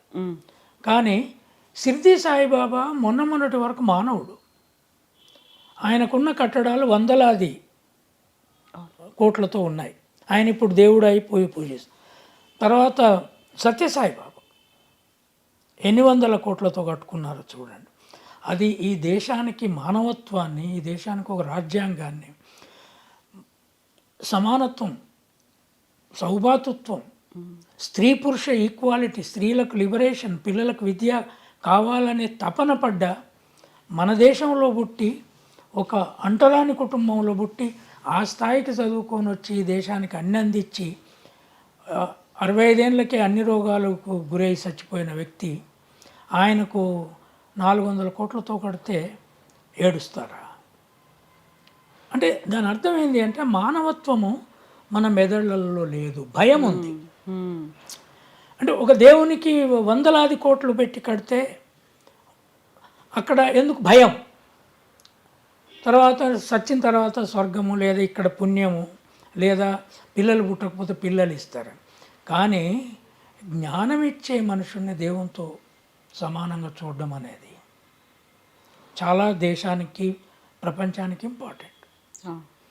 అది నేను అనుకుంటా మారుతుంది. మీకు ఒక్క ఉదాహరణ చెప్తాను. కరోనా వచ్చిన తర్వాత నాకు ఆన్లైన్ మీటింగులు అంబేద్కర్ మీద, పూలే మీద, నా పుస్తకాల మీద ఆర్గనైజ్ చేసి మాట్లాడమన్న దాంట్లో highest number of people Brahman scholars hmm. Central universities నుంచి, ఐఐటీస్ నుంచి, కల్కత్తా జాదవ్పూర్ యూనివర్సిటీ నుంచి, మ్మ్. విదేశాల నుంచి, తర్వాత కాయస్థులు, కత్రీసు. సార్ మీ పుస్తకం చదివాం. మ్మ్. నేను వయం నాట్ ఏ హిందూ రాసినాక 1996లో పబ్లిష్ అయింది. 97 వరకు నేను ఢిల్లీలో స్కాలర్గా ఉన్నాను. ఆ పుస్తకం చదివి 4 అమ్మాయిలు ఒక రోజు నా దగ్గరికి వచ్చారు. మ్మ్. వచ్చి సార్ మేము బ్రాహ్మణ కుటుంబంలో పుట్టినాము, మీ పుస్తకం మొత్తం ఈ పేజ్ నుంచి ఆ పేజ్ ఎండ్ వరకు ఏం చెప్తుందంటే భారతదేశంలో బ్రాహ్మలు చదువుకున్నారు, పుస్తకాలు రాశారు, పూజారులుగా ఉన్నారు, తర్వాత రకరకాల పనులు చేశారు, కానీ ఉత్పత్తిలో లేరు, మ్మ్. పంట పండించే దగ్గర లేరు అని రాస్తే అది చదివినప్పుడల్లా మేము మా పేరెంట్స్ని అడిగాము, మా గ్రాండ్ పేరెంట్స్ని అడిగాము. అని నేనేం చెప్పిన, ఉత్పత్తిలో లేని మానవులకు మానవత్వం ఎక్కదు. ఎందుకంటే ప్రకృతితో అనేది ఒక పోరాటం. ఆ ప్రకృతి పోరాటంలోనే నువ్వు ఇతర మానవులతో మిత్రత్వం పెరుగుతుంది, సావు బతుకుల మధ్య నువ్వు ఉంటావు. మ్మ్. ఆ పోరాటం లేని మానవులకు ఇతర మానవుల పట్ల దేశమే పెరుగుతుంది. అమ్మాయిలు వచ్చి అన్నారు, మేము చాలా సంఘర్షణ పడుతున్నాం sir to understand this issue. మా ఇంట్లో ఎవ్వరూ వ్యవసాయం చేయలేదు, తరాలు చేయలేదని మీరు అంటున్నారు. ఎవిడెన్స్ నేనన్నా, మీరు ఎవిడెన్స్ పాత పుస్తకాలకు వెళ్ళండి. సంస్కృతంలో నాగలి దున్నిన ఆధారాలు ఉన్నాయా, చెప్పులు చేసిన ఆధారాలు ఉన్నాయి, కుండలు చేసిన ఆధారాలు ఉన్నాయి. ఇంతకీ రామాయణ మహాభారతాల్లో పెద్ద పెద్ద బంగ్లాలు ఉన్నాయి, ఎవరు కట్టారో చెప్పలా. కట్టిన వాళ్ళు మంచోళ్ళు కదా, వాళ్ళు భుజకిరీటాలు పెట్టుకొని చూసినాం, ఎవరు చేశారో చెప్పలేదు వాడు. మ్మ్. ఆ చేసినోడు సైంటిస్ట్ కదా, ఆ చేసినోడు ఒక ఇంజనీర్ కదా. ఇంజనీర్ అంటే ఎవరు అంటే వాళ్ళప్పుడు కళ్ళకు నీళ్లు తెచ్చుకొని, మ్మ్. సార్ నేను మా మదరు మా ఫాదరు వాళ్ళకి చదివిమన్నాను మీ పుస్తకం, వాళ్ళు 6 పేజీలు చదివి పక్కకు పడేశారు. ఇది ఎందుకు చదువుతున్నావు అని బెదిరించారు మమ్మల్ని. ఇది నిజమే. మ్మ్. మన దేశంలో 2 సంస్కృతుల మధ్య ఇంత గండి ఏర్పడి ఉన్నది. ఇక్కడ శ్రమజీవులు, అక్కడ విద్యా జీవులు, వాళ్ళకు సంబంధమే లేదు. ఈ గండిని ఎవరు పూడ్చాలి? ఈ గండిని నాలాగా మొదటి తరం వచ్చి చదువుకున్న వాళ్ళు ఇంగ్లీష్లో పుస్తకాలు రాస్తేనే పుడుతుంది. సార్ ఇప్పుడు 5 ఏళ్ళు అవుతోంది అది ప్రవేశపెట్టి ఒక మేనిఫెస్టోలో పెట్టుకున్నట్టుగా నేను దాన్ని ఫాలో అవుతాను, దీన్ని ఖచ్చితంగా నేను అమలు చేసి తీరుతాను అంటూ ఆంధ్రప్రదేశ్లో ప్రభుత్వ పాఠశాలలో ఇంగ్లీష్ మీడియం బోధన అనేది ప్రారంభమైంది. ఇది ఇలాగే కంటిన్యూ అవ్వాలంటే నెక్స్ట్ జనరేషన్స్, ఇప్పుడు 5 ఏళ్ళు కాదు ఇంకా ఫర్దర్గా కూడా ఇది ఇలాగే ప్రోగ్రెస్ అనేది ఉండాలి అంటే ఏం జరగాలంటారు? అంటే నేను అనుకునేది ఇప్పుడు ఆ ఎక్స్పెరిమెంట్, ఇది ఒక ఎక్స్పెరిమెంట్ అమ్మా ఆంధ్రప్రదేశ్. తర్వాత కేజీ టు పీజీ ఇంగ్లీష్ విద్యను ఇస్తానన్న చంద్రశేఖరరావు, అవును కేసీఆర్, ఆయన పెట్టలేదు దాన్ని. నేను రాయంగా ఆఖరికి లాస్ట్ ఇయర్ డిక్లేర్ చేశారు ఇంగ్లీష్ మీడియం, అది పెద్దగా నడవట్లేదని టీచర్లు చెప్తున్నారు. ఇతర ప్రాంతాల్లో కూడా అది స్టార్ట్ అవుతుంది. కానీ ఆంధ్రప్రదేశ్ ఎక్స్పెరిమెంటు శిశు దశలో ఉంది. 5 ఏళ్ళదే కదా, అందులో 4 ఏళ్ళ తర్వాత 1 సంవత్సరం తర్వాత అది మొదలుపెట్టారు వాళ్ళు. ఈ లోపల కోర్టు కేసులు ఫైట్ చేశారు, వీళ్ళందరూ వ్యతిరేకించారు. రమణ గారితో సహా, వెంకయ్యనాయుడుతో సహా, చంద్రబాబు నాయుడు వీళ్ళందరూ వ్యతిరేకించాం. హైకోర్టు, సుప్రీంకోర్టు దానికి పోయి తెచ్చుకొని పెట్టుకున్నారు.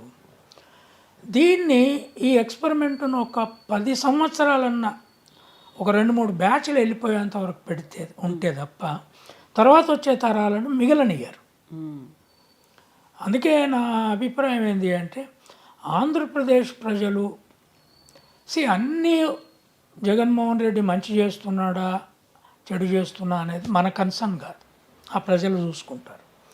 కానీ ఒక నూతన ప్రక్రియను ఈ రంగంలో ఆయన మొదలుపెట్టాడు. అది మామూలుగా ఇండ్లు కట్టించింది అన్నటువంటిది కాదు, అది మామూలుగా ముసలోళ్ళకి ఆసరా పెన్షన్ అటువంటిది కాదు, అంటే తిని చచ్చిపోతాం దాంతో. ఇది మొత్తం వ్యవస్థని పునాది రాళ్లతో మార్చే విజ్ఞాన మార్పు. భవిష్యత్తును నిర్మించేది. సైంటిస్టులను, ఆర్టిస్టులను, రైటర్స్ని ఉత్పత్తి చేయగలిగిన శక్తి దానికి ఉన్నది. ఆ ప్రక్రియ కనుక ఇంకొక 10 ఏళ్ళు నడుస్తే తర్వాత తీసేయలేరు. ఇక వచ్చిన వాళ్ళు కూడా ఎలక్షన్లో వచ్చినప్పుడు ఇది ముట్టుకుంటే నీకు ఓట్లు రావు అనేది వచ్చేస్తుంది. కనుక ఆంధ్ర ప్రజలు ఆలోచించాల్సింది ఏంటి అంటే, రాజకీయ పార్టీల మధ్య పోటీ ఉంటుంది, రాజకీయ పార్టీల మధ్య శత్రుత్వం ఉంటుంది. ఇవాళ జగన్మోహన్ రెడ్డి లాంటి వాళ్లకు నేను ఇక్కడ కాంగ్రెస్ను ఇండైరెక్ట్గా సపోర్ట్ చేశాను, 10 ఏళ్లలో వీళ్ళు ఏం చేస్తలేరని. షర్మిల గారు నా దగ్గరికి వచ్చారు ఇక్కడ పార్టీ నడుపుతున్నప్పుడు. వచ్చి ఎట్లా చేయాలి సార్ ఇక్కడ ఏం చేస్తే అంటే, నేనన్నా చూడమ్మా మీకు మధ్య ఏముందో ప్రాబ్లం, కానీ నువ్వు పాదయాత్ర చేస్తే స్కూళ్ళు తిరుగు, స్కూళ్ళల్లో పడుకో, ఇంగ్లీష్ మీడియం పెట్టినరా లేదా చూడు, అది ఇక్కడ అమలయ్యేటట్టు కనుక నువ్వు ఫైట్ చేస్తే నీకు పెద్ద పేరు వస్తుంది, ఎన్నికల్లో కూడా నీకు కొంత ఫలితం రావచ్చు. కొత్తగా పార్టీ పెట్టుకుంటున్నావు, నేను తెలంగాణ నమ్మదు, నువ్వు ఎంత చెప్పినా తెలంగాణ నమ్మదు అంటే ఆమె అది పట్టుకోకుండా రైతుల ప్రాబ్లంతో నడిచి ఏమీ రాకుండా పోయింది. ఇప్పుడు అక్కడికి పోయి అన్నతోటి కొట్లాడుతుంది పార్టీ అధ్యక్ష పదవి తీసుకొని. కాంగ్రెస్ కూడా ఒక లీడర్ కావాలి కనుక ఆమెకి ఇచ్చి ఉండొచ్చు.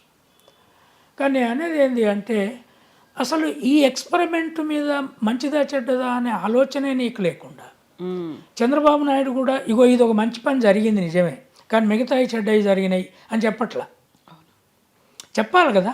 కొన్ని చేశారు, జరిగిన మంచిని కూడా గుర్తించాలి, అప్పుడే ప్రజలు నమ్ముతారు. నేను ఇతనంతా సైకో, ఇతను కోడికత్తి ఇట్లా మాట్లాడుకుంటూ పోతే ఆ తల్లులకు ఏముండాలి? అరే మా ఇంటికి గోరుముద్ద పెడుతున్నాడు, మా ఇంటికి కానీ నేను చూస్తున్న ఎడ్యుకేషన్, స్కూల్ బ్యాగులు ఎట్లా ఇస్తున్నారు, బుక్స్ ఎట్లా ఇస్తున్నారు, షూస్ ఎట్లా ఇస్తున్నారు, వాళ్ళకి ట్యాబ్లు కూడా ఇస్తున్నారు, ట్యాబ్లు ఎట్లా ఇస్తున్నారు, బోర్డులు ఎట్లా. చీఫ్ మినిస్టర్ ఆఫీస్కో లేదా క్యాంప్ ఆఫీస్కో తెప్పించుకొని ఎగ్జామిన్ చేసిన ముఖ్యమంత్రి నేను చూడలే. ఆయన చేశాడు, కన్సిస్టెంట్గా చేశాడు. కనుక ఆంధ్ర ప్రజలు వాళ్ళ పిల్లల భవిష్యత్తు వాళ్ళనైనా ఈ సిస్టమ్ వెనక్కి పోకుండా చూసుకునే ఎన్నికల రంగాన్ని ఎన్నుకోవాలి. రేపు చంద్రబాబు నాయుడు కానీ లేదా పవన్ కళ్యాణ్ కానీ బీజేపీ దీనికి వ్యతిరేకం. వాళ్ళ న్యూ ఎడ్యుకేషన్ పాలసీలోనే up to 8th Telugu medium మాతృభాషలో ఉండే ప్రయత్నం చేయాలన్నారు, కానీ ప్రైవేట్ స్కూళ్ళకి చెప్పలే అన్నమాట. అవును, ఈ దందా వైఖరి ఉంది కదా. సో అందుకని ఐ థింక్ ఇది టెస్టింగ్ గ్రౌండ్ ఫర్ ఆంధ్రప్రదేశ్ 2024. ఈ ఎన్నికల్లో జగన్మోహన్ రెడ్డి గెలుస్తాడే అనుకోండి, గెలిస్తే ఇదే ప్రోగ్రాము ఆయన 10 ఏళ్ళు కంటిన్యూ చేస్తే ఒక బ్యాచ్ వెళ్ళిపోద్ది, ఒక తరం 10th వెళ్ళిపోతారు, ఇంటర్లోకి వెళ్ళిపోతారు. ఆ 12th క్లాస్ను కనుక దాన్ని క్రిస్టలైజ్ చేస్తే మండలానికి ఒక ఇంటర్మీడియట్ పెడుతున్నారు. దానికి ఇక్కడ మోడల్ స్కూల్స్ కూడా వచ్చినాయి. ఇక్కడి కాంగ్రెస్ కూడా ప్రతి మండలానికి ఒక ఇంటర్నేషనల్ ఇంగ్లీష్ మీడియం స్కూల్ పెడతామని ప్రామిస్ చేసింది. సో అది జరగాలి. నా దృష్టిలో చంద్రబాబు నాయుడు, పవన్ కళ్యాణ్ రాగానే ఇంగ్లీష్ మీడియం తీసేస్తారు. వాళ్ళు ఎంత వ్యతిరేకత ఉన్నా విజయవాడలో ఉన్న జనానికి అంబేద్కర్ స్టాచ్యూను ఆ సెంటర్ను ముట్టుకోలేరు. అది ముట్టుకుంటే సివిల్ వార్ అవుతుంది, అది పెద్ద సమస్య అవుతుంది, బాబరీ మసీద్ కంటే ఎక్కువ అవుతుంది అది. కానీ పాలసీ డిసిషన్ కదా, లాంగ్వేజ్ మార్చడం చాలా ఈజీగా. ఇది మన దేశానికి సరిపడేది కాదు, బీజేపీ కూడా వ్యతిరేకిస్తుంది, మళ్ళీ తెలుగు మీడియంలోకి షిఫ్ట్ చేద్దామని చేస్తారు. అమ్మఒడికి బదులు వాళ్ళు ఏదో అనొచ్చు, కాలేజీ ఫీజులు డైరెక్ట్గా మేమే కడతామనొచ్చు, కార్పొరేట్లకు ఇచ్చేయచ్చు, ఇంతకుముందు ఇచ్చారు కదా. ఇది చాలా డేంజరస్ సిచ్యువేషన్. సో నేను అనుకునేది కూడా ఇది చాలా కీలకమైన మార్పు ఈ దశ, ఈ ఎక్స్పెరిమెంట్కి. ఎందుకంటే దేశంలో ఎక్కడ ఒక్క నాగాల్యాండ్లో ఇంగ్లీష్ మీడియం స్కూళ్ళు ఉన్నాయి, అదొకటి. కశ్మీర్లో ట్రై చేశారు, ప్యారలల్గా 3 సబ్జెక్టులు అట్లా చెప్పుడు ట్రై చేశారు, కానీ మిగతా ఎక్కడా లేదు. అది లేని దాన్ని ఈయన కోర్టులో సుప్రీంకోర్టు దగ్గర పోయి ఫైట్ చేసి తెచ్చి పేరెంట్స్ను ఒప్పించి, వాళ్ళకు కూడా అనుమానాలు ఉంటాయి కదా. అవును కదా. మా పిల్లలకి ఇది వస్తుందో అది వస్తుందో ఏది వస్తుందో తెలియదు, 2కు చెడ్డ మనుషులు అవుతారు పిల్లలు అవుతారేమో తెలియదు, ఇవన్నీ ఉన్నాయి. కానీ ఇప్పుడు ఫలితాలు ఆల్రెడీ కనపడుతున్నాయి. సో నెక్స్ట్ భవిష్యత్తు ఏంటి అనేది, ఎవరు ఎలా నిర్ణయాలు అనేవి కూడా దీని మీదే ఆధారపడి ఉంటుంది. అంతే. అయితే నాకు తెలుసు చంద్రబాబు నాయుడు పాలసీ ఎట్లా ఉంటాయి, అక్కడ కమ్యూనిటీలో ఉన్న మేధావి వర్గం కూడా, జయప్రకాష్ నారాయణ ఆయన ఎప్పుడూ ఒక pro village agrarian production, pro poor mass పాలసీని పట్టుబట్టి ప్రచారం చేసేది ఉండదు. ఇటు రామోజీరావు గారికి నచ్చే మాట ఒకటి చెప్తాడు, అటు జగన్మోహన్ రెడ్డి గారికి నచ్చే మాట ఒకటి చెప్తాడు, చంద్రబాబు నాయుడుకి నచ్చేటి 2 చెప్తాడు. 2 మాటలు అక్కడ ఉంటాయి, ఒక మాట ఇక్కడ ఉంటుంది, ఒక మాట అక్కడ ఉంటుంది. అయితే ఇక్కడ ఈ 4 మాటలలో 1+2 ఉన్నాయి, అవి 3 అయిపోతాయి, మెజారిటీ అవుతుంది అక్కడ. ఇటు వస్తుంది. తర్వాత ఇప్పుడు నాగేశ్వర్ అని ఒక జర్నలిస్ట్ మేధావి కూడా ఉన్నాడు, చాలా వీడియోలు పెడుతుంటాడు. ఆయన కూడా ఒక రిఫార్మ్ పాలసీని పుష్ చేయాలి మేధావి, దాంట్లో మనం ఫెయిల్ కూడా కావచ్చు. ఇప్పుడు సంస్కరణలు కానీ సైన్స్ కానీ ఎక్స్పెరిమెంట్ చేస్తాం, ఎక్స్పెరిమెంట్లో ఫెయిల్ అవుతాం, అది చేయాల్సిన బాధ్యతే సైంటిస్ట్ది. అది సక్సెస్ అయిందంటే, ఒక మందు సక్సెస్ అయిందంటే మొత్తం క్యాన్సర్ క్యూర్ అవుతుంది. కానీ దానికి ముందు 100 ఎక్స్పెరిమెంట్లు ఫెయిల్ అవుతాయి. ఆ ఎక్స్పెరిమెంట్లు పుష్ చేయాలి కదా మేధావి. అది చంద్రబాబు నాయుడు చుట్టూ ఉన్న మేధావి వర్గము టోటల్గా దీనికి వ్యతిరేకంగా ఉన్నారు. సరే, పవన్ కళ్యాణ్ నేను సీరియస్గా తీసుకోవట్లే. ఆయనకు కమ్యూనిటీ ఓటు కొంత ఉండొచ్చు, వాళ్ళన్న 18% ఓట్లు వచ్చినాయి అప్పుడు, పోయినసారి కొంత రాలేదు. కానీ పాలసీలో ఆ రాష్ట్రాన్ని బాగు చేసే ఆలోచన ఆయనకున్నదని నేను అనుకోవట్లేదు. ఈయనకంటే ఏదో ఒక ఆలోచన ఉంటుంది, మళ్ళీ ఆ 30,000 ఎకరాలలో క్యాపిటల్ సెటిల్ చేయాలి, సింగపూరు కాకపోతే ఏదో ఒక పూరు కట్టాలి ఆడ, అది కాంట్రాక్టర్లను తీసుకురావాలి, ఇదంతా ఉంటుంది. కమ్యూనిటీలో ఉన్న కాంట్రాక్టర్ల మధ్య కూడా కాన్ఫ్లిక్ట్ ఉంది. ఎందుకంటే అక్కడ చంద్రబాబు నాయుడు కమ్యూనిటీలో కాంట్రాక్టర్స్ ఉన్నారు, రెడ్లలో కాంట్రాక్టర్లు ఉన్నారు, కమ్మలలో కాంట్రాక్టర్లు ఉన్నారు. బట్ బేసికల్లీ ఈ ఎడ్యుకేషన్ మోడలు, ఈ ఎకనామిక్ మనీ ట్రాన్స్ఫర్ మోడలు, అది నేరుగా మనీ అకౌంట్లలోకి పోయే వరకు ఎమ్మెల్యేలకు పెద్ద పని దొరకలే. ఈవెన్ కలెక్టర్లకు కూడా పవర్ కంట్రోలు మనీ డిస్ట్రిబ్యూషన్ ద్వారానే చేస్తుంది. ఇప్పుడు కార్పొరేషన్లకు డబ్బులు లేవు, ఎస్సీ కార్పొరేషన్ డబ్బులు లేకుండా పోయింది, బీసీలో కూడా అంటున్నాను, నేను బీసీనే. కానీ నేను అనేది ఏంటంటే, అవును బీసీ కార్పొరేషన్లో డబ్బు వచ్చి ఏం చేశారు, గ్రామాలకు ఏం జరిగింది, స్కూళ్ళకి ఏం జరిగింది, పిల్లలకి ఏం జరిగింది. కార్పొరేషన్ ద్వారా అప్పులు తీసుకొని కొంతమంది కార్లు కొనుక్కుంటారు, వాటిని ట్యాక్సీలకు నడుపుతారు, లేదా ఇంకేదో చిన్నది జరుగుతుంది. బట్ ఇది మేజర్ షిఫ్ట్ కదా, డైరెక్ట్గా చూపించేటువంటి ప్రభావం అది. అంటే ఇప్పుడు ప్రభుత్వం జగన్మోహన్ రెడ్డి రిపీటెడ్గా చెప్పేది కరెక్టే అయి ఉంటే 2,56,000 కోట్లు మనీ ట్రాన్స్ఫర్లో వెళ్తుంది, ఈ తల్లుల అకౌంట్లకు మారినాయి అంటున్నాడు. ఈ 2,56,000 కోట్లు ఏ కార్పొరేషన్ ద్వారా ప్రజలకు మారాలి? కనుక ఈ ప్రాబ్లమ్స్ అన్నీ ఉన్నప్పటికీ నేను చూసిన కొత్త కోణం ఏంది అంటే, ఈ new education model with economic support 2 సిస్టమ్స్ని అనుకోకుండా మారుస్తుంది. అంటే దేనికైనా ఎకనామిక్ థియరీలో ఇంటెండెడ్ ఎఫెక్ట్స్ అంటాం, అంటే నువ్వు అనుకొని ఇగో ఈ మార్పులు వస్తాయని చేస్తావు. But there are also unintended effects, మనం అనుకోని మార్పులు వస్తాయి. ఏంటి అవి? ఈ మనీ ట్రాన్స్ఫర్ అకౌంట్ వల్ల గ్రామాలలో ఆ మంత్ డబ్బు ఆ మంత్కే ఖర్చు పెట్టి మార్కెట్లో దాని నుంచి వచ్చే జిఎస్టీ రేస్ని ఎవరు అసెస్ చేయలే. ఇప్పుడు జిఎస్టీ ఎట్లుందంటే స్టేట్కు 5 పైసలు పోద్ది, సెంటర్కు 7 పైసలు పోద్ది ప్రతి రూపాయలు అనుకుందాం. పోయిన తర్వాత ఈ స్టేట్కి 5 పైసలు ఎక్కడి నుంచి పోతుంది? ఇప్పుడు అన్లైక్ పాత ట్యాక్సేషన్ కంటే ఇప్పుడు మీరు ₹1 కొన్నా ట్యాక్స్ పడుతుంది. It's a completely tax regime controlled market అయినప్పుడు ఇక్కడ నుంచి 7 పైసలు ఢిల్లీకి పోద్ది, మళ్ళీ 42% రూపాయలు నీకు వెనక్కి వస్తుంది, నీది నీకు వస్తుంది. జగన్మోహన్ రెడ్డి పాలసీలో అన్బిలీవబుల్ అన్ఎక్స్పెక్టెడ్ రిటర్న్స్ ఏంది అంటే huge market income through GST. దీనివల్ల వాళ్ళు చాలా అప్పులు చేశారు అంటున్నారు. ఇక తెలంగాణలో అంటున్నారు అందరూ అప్పులే చేస్తారు. అప్పులు ఎంత చేస్తారు? నీ స్టేట్ జీడిపి కెపాసిటీలో 20% కంటే తక్కువనే అలౌ చేస్తుంది. ఇంక మిగతా అది సాధ్యం కాదు. నీ టోటల్ జీడిపి ఎంత ఉంది దాంట్లో less than 20% you go for loan. అది తెలంగాణ చేయొచ్చు, ఆంధ్ర చేయొచ్చు. అందుకని ఈ అన్ఇంటెండెడ్ ఎఫెక్ట్ ఏదైతుందో ఇంకా ఒక 10 ఏళ్ళు అది నడిచింది అనుకోండి.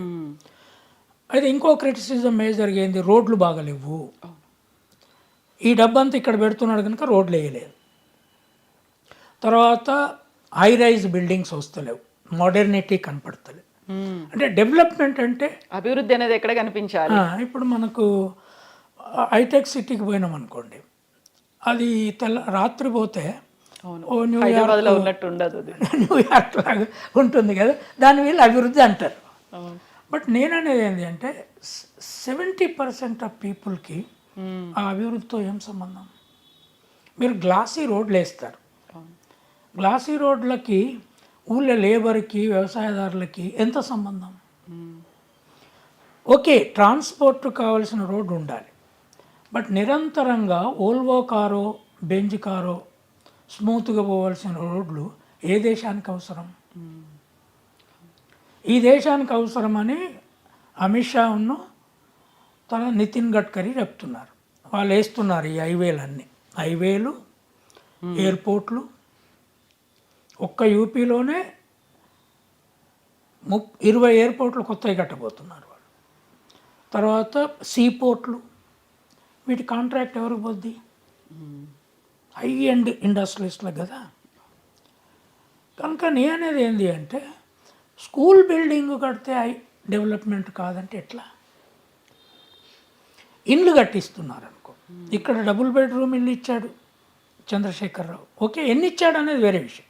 బట్ డబుల్ బెడ్రూమ్ అయితే కట్టించారు, కట్టించిన కాడికి it's reasonably comfortable what ever weekends. అక్కడ ఆయన స్థలం ఇచ్చి ఇల్లు కట్టిస్తున్నాడు, అది డెవలప్మెంట్ కాదా? అంటే డెవలప్మెంట్ అనే దానికి నీ నిర్వచనం ఏంటి? ఏ దృక్కోణంలో చూస్తున్నారు? ఇక్కడే నేను జయప్రకాష్ నారాయణ ఈ మధ్య అప్పుడప్పుడు వింటున్నా, ఆయనకు డెవలప్మెంట్స్ అంటే అబ్సల్యూట్లీ వాళ్ళ బంజారా హిల్సే, వాళ్ళ జూబ్లీ హిల్స్. నా ఊరు కాదు, నా ఊళ్ళే మంచిగా రోడ్లు లేకపోయినా నీళ్ళు వస్తే, పంటలు పండితే, బడులు బాగుంటే, మా పిల్లలు ఇంగ్లీష్ మీడియం చదువుకొని మీ పిల్లలతో పోటీ పడితే నా ఊరు డెవలప్మెంట్. అది ఎగ్జాక్ట్లీ అది నా ఊరు డెవలప్మెంట్. వీళ్ళు అట్లా అన్నారే. అవును, మనకున్న వెల్ఫేర్ వ్యవస్థ అంబేద్కరు, నెహ్రూ, గాంధీ, సర్దార్ పటేల్ వీళ్ళు ఆనాడు ఏ లక్ష్యంతో ఈ దేశాన్ని ప్రజాస్వామ్యానికి మలిచారో ఆ లక్ష్యంతో poorest of the poor, weakest of the week, women, వాళ్ళు సైక్లిక్ ఆర్డర్లో అభివృద్ధిలో తిరుగుతూ ఉండాలి. దీన్నే మనము సోషియలాజికల్ థియరీలో సర్క్యులేషన్ ఆఫ్ ఎలీట్ అంటాం. అవును, ఈ సర్క్యులేషన్ ఆఫ్ ఎలీటు మీకు ఒక ఎగ్జాంపుల్ చెప్తా. నేను ఇలా భట్టి గారితో గద్దరు జన్మదినం 31 జనవరిలో ఉంది. ఆయన స్టాచ్యూ వస్తుంది తెల్లాపూర్ అనే ప్లేస్లో. భట్టి గారు దానికి చీఫ్ గెస్ట్గా రావాలి అని ఆయన కలవడానికి ప్రగతి భవన్లోకి మొదటిసారి పోయిన. ఓకే. సెక్రటేరియట్లో కూడా వీళ్ళు వచ్చినాక 2 సార్లు పోయినా, అదే భట్టిని కలవడానికి పోయినా. నాకు షాక్ అయిందమ్మా. Kavitha, you don't believe that chief minister, నేను ఎర్లియర్ రాజశేఖర్ రెడ్డి కట్టిన ఇంట్లోకి ఒక ఐఏఎస్ ఆఫీసరు ఏదో మాట్లాడాలని నన్ను తీసుకొని పోయినాడు. It was a very normal house.